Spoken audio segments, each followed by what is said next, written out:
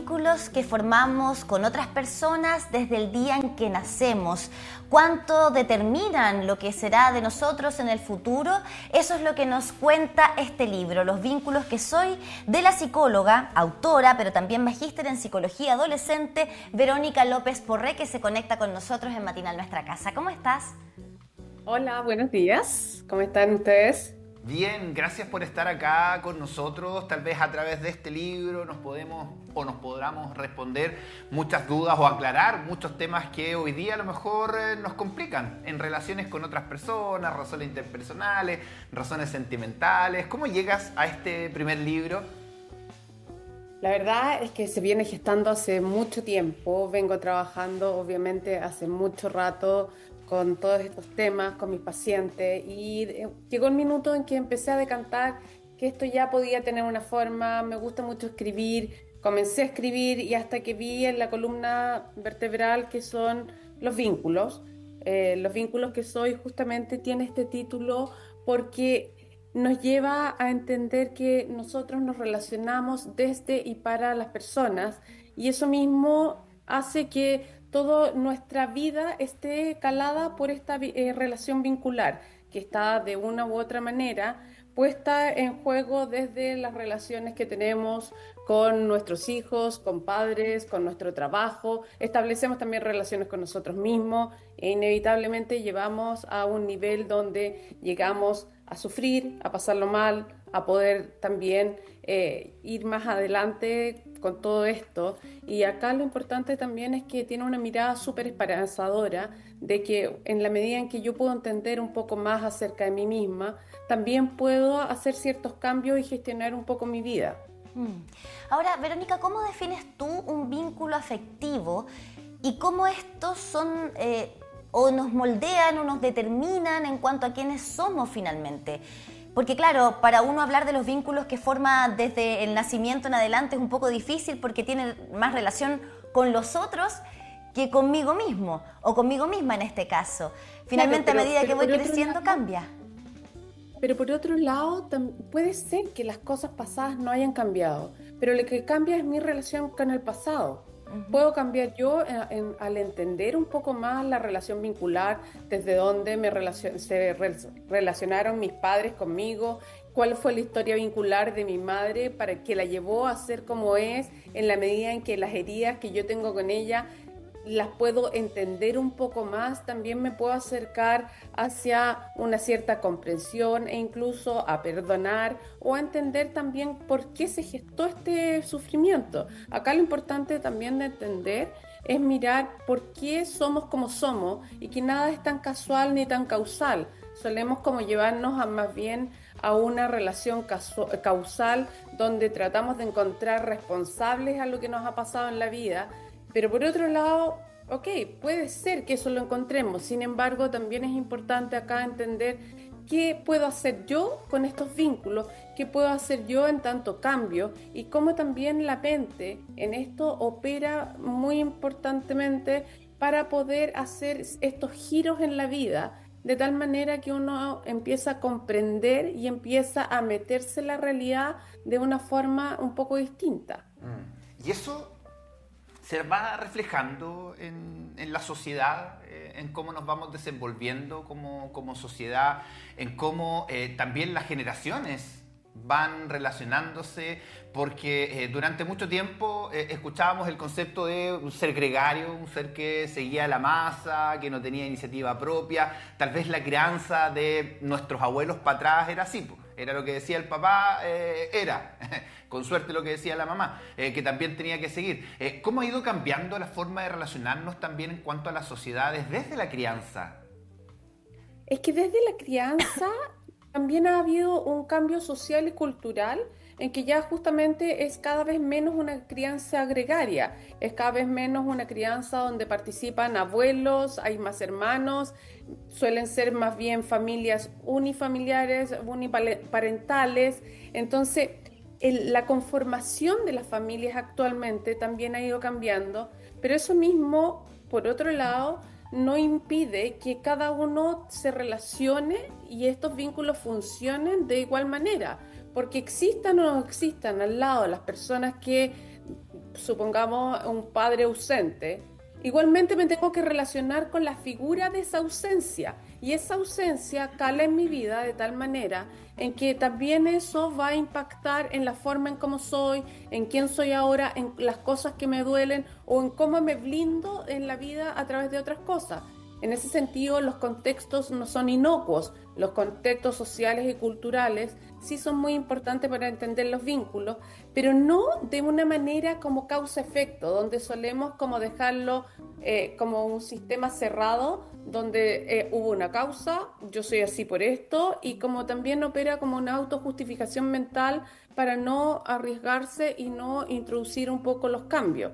La esperanza de los cambios tiene que ver con hacerse cargo un poco. ¿Y qué es hacerse cargo? Se trata también de mirar y hacerse responsable de esta historia vincular. La mirada superficial, donde externalizo las culpas y donde responsabilizo al entorno de lo que me ha sucedido. El problema que tiene eso es que me deja como en una forma, como iterando, como estando en el mismo lugar y no pudiendo avanzar. La diferencia es que tomar esto desde distintas perspectivas, simulando un proceso terapéutico, permite también entender que los vínculos uno los puede mirar, remirar, y en la medida en que esto también uno entra como en una espiral moviéndose y mirando las cosas y los conflictos y los dolores de distintos puntos de vista, llega el minuto en que empiezan a dejar de doler y uno también puede elegir dónde situarse. Ahora, estos vínculos quizás que nos han dañado en el pasado, ¿los podemos transformar luego, ya sea en el presente o con miras hacia un futuro? ¿Podemos hacer ese trabajo de transformación? Lo que pasa es que la realidad propiamente tal no la vamos a cambiar.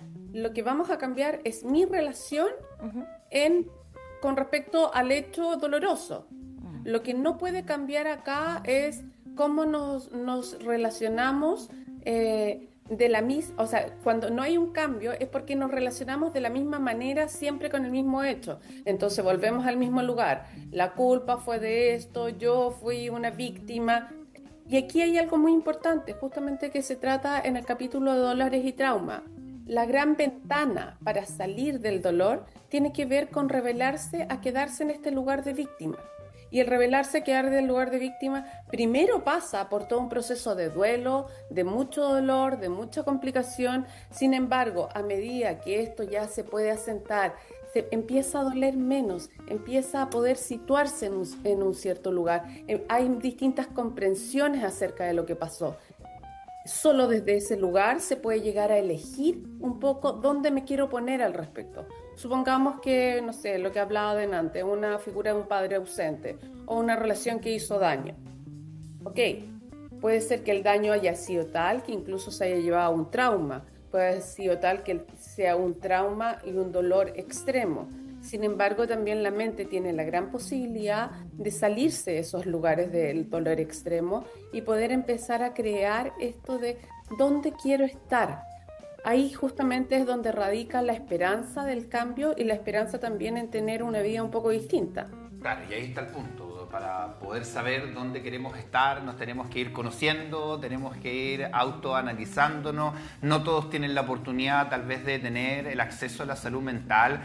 Tal vez cuando somos pequeños es la familia que nos tocó, luego cuando estamos en la adolescencia es la familia que queremos buscar. Nos vamos mimetizando con nuestros amigos, con nuestro entorno, muchas veces dejando atrás incluso esa crianza tal vez, o esos valores que nos trataron de inculcar si es que no estaban muy, muy intrínsecos, y después ya en la adultez tal vez nos vamos alejando un poquitito y ya no seguimos tanto a la masa. ¿Cómo se va desarrollando esta interacción con otros a lo largo de nuestra vida?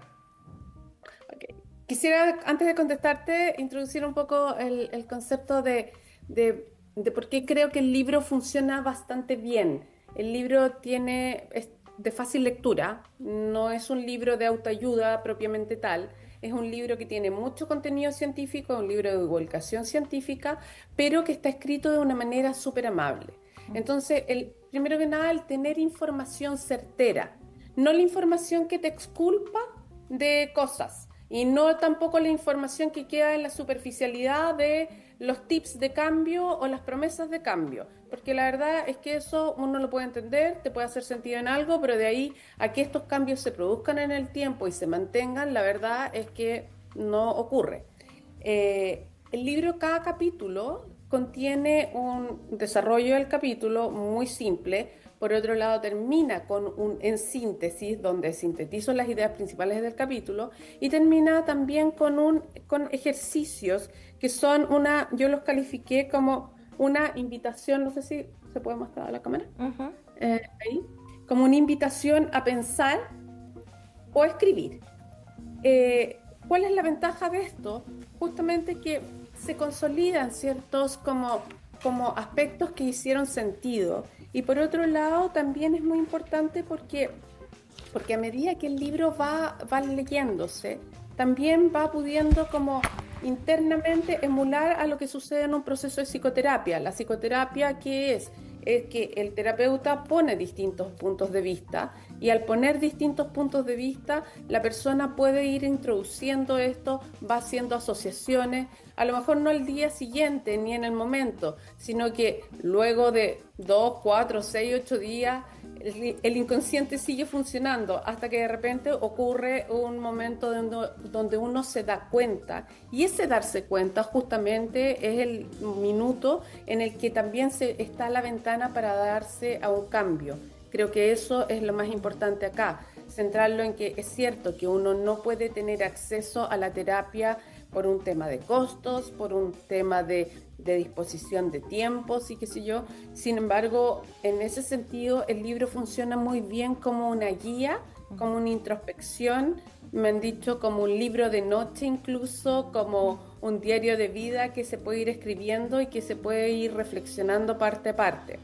Es cierto que las familias están como muy, contestándote un poco la última pregunta, es cierto que las familias están súper atareadas como con el día a día. Sin embargo, lo importante acá también es introducir que la salud mental tiene mucho que ver en cómo conceptualizamos los problemas, en la concepción social del no nos preocupemos, da lo mismo, ¿para qué me voy a meter en eso si no lo puedo cambiar?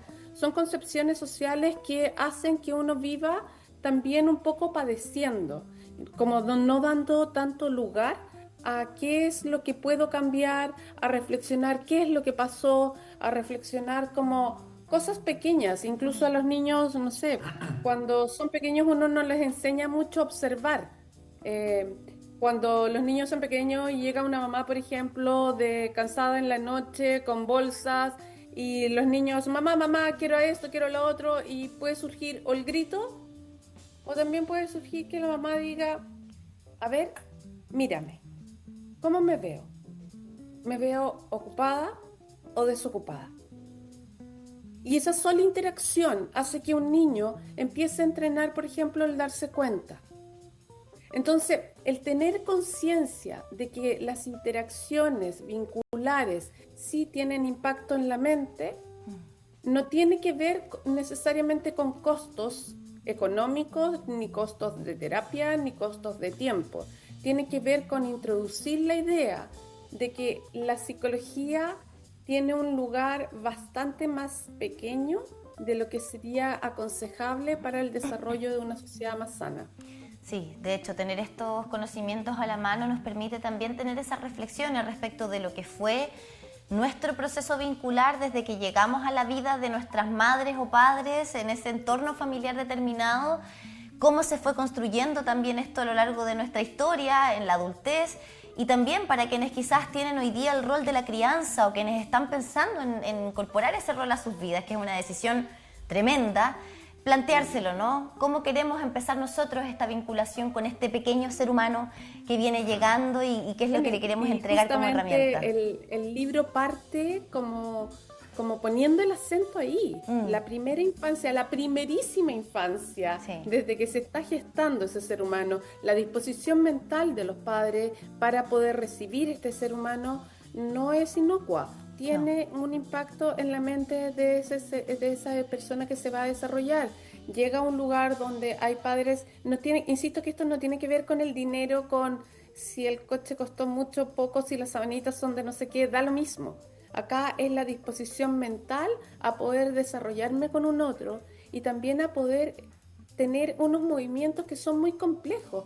Por un lado, uno llega con un ser humano, sobre todo en el caso de las madres, muy simbiotizada con la guagua porque está dentro de uno. Luego va avanzando hacia mayores de distancia. Y luego cuando ya el pequeño puede caminar, se produce la primera separación.